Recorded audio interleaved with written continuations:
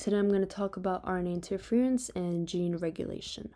RNA interference is done by RNA molecules that inhibit the gene expression of mRNAs. It's done by microRNAs and small interfering RNAs. It's done by a lot of other enzymes, but today I'm just going to focus on these two. So miRNAs, they're about 22 nucleotides long. This is what they look like. They don't code for anything, and they inhibit the expression of messenger RNAs after transcription by either blocking translation or degrading the mRNA. So the miRNA gene, we're going to transcribe by RNA polymerase into primary miRNAs. We can see the stem loops here. Later on, the microprocessor complex is going to recognize and cleave the primary miRNA into pre-miRNA. This will be exported out of the nucleus into the cytoplasm through exportin 5.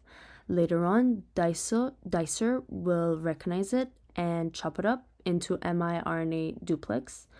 Eventually, we're just going to have one strand that's going to bind to RISC. So the other strand, the passenger strand, it's going to be degraded and disregarded later on.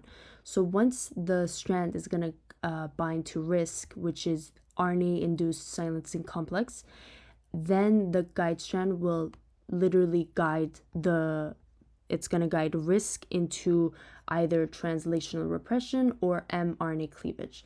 So we're going to have translational repression if we have imperfect base pairing, as we see here, and we're going to have mRNA cleavage if we have perfect base pairing. For example, with Huntington's disease, we were able to use miRNA with gene therapy. So Huntington's, it's an autosomal dominant disease. If you have more than 40 CAG repeats in the HTT gene, this will show complete penetrance. This causes protein misfoldage and aggregation, which leads to neurodegeneration. So the gene therapy for Huntington's, it was actually non-selective, which means we have two alleles. One of them is mutated and the other one is normal. The non-selective gene therapy, it's gonna target both HTT proteins. So the miRNA is going to be delivered in the brain through a viral vector called adeno-associated virus 5.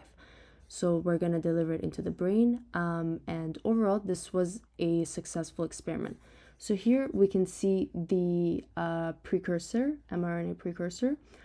We see the mRNA HTT here, and then we see that the guide strand, once it goes on it, it's gonna block translation.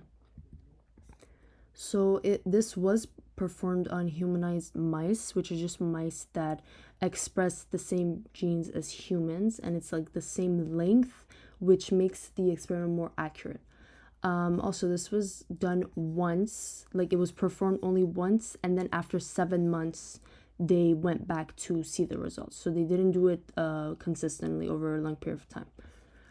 So they saw after 7 months that this showed an efficient distribution of the gene therapy through GFP.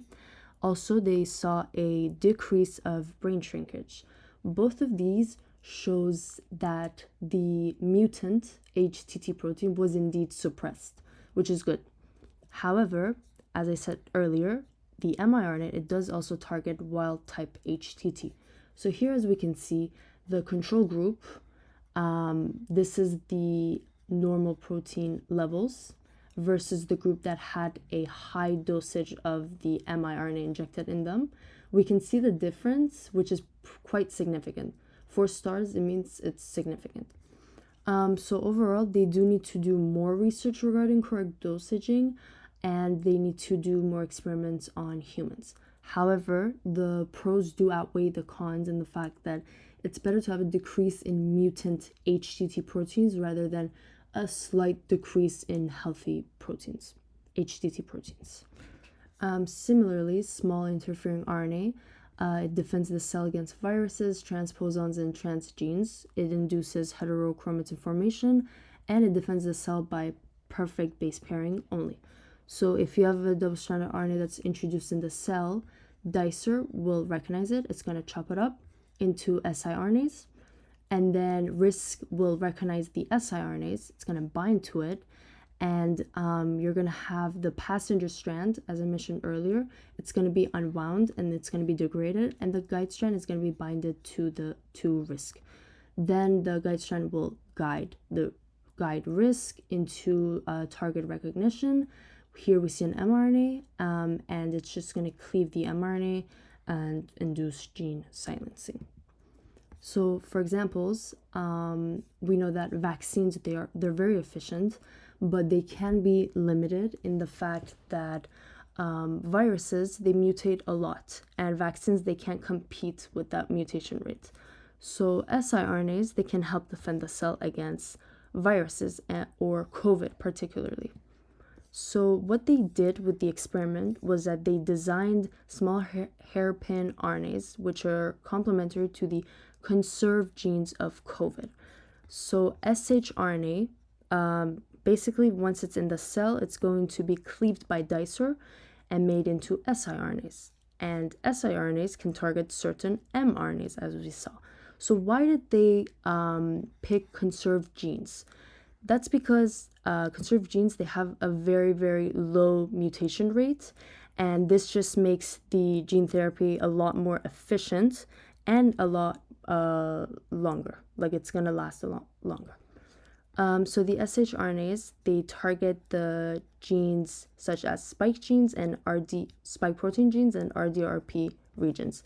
So here's the spike protein genes. RDRP is RNA-dependent RNA polymerase. So here, once the virus is in the cell, the viral single-stranded RNA, RDRP is just going to make more and more and more mRNAs, right? So they had plasmids that contained the shRNAs, and they introduced them into Vero E6 cells, which are monkey cells. After 1 day, they introduced COVID to them, and here are the results. So here we can see the viral RNA levels using real-time PCR. So the first day, we can see that all three separate groups, they have the same level.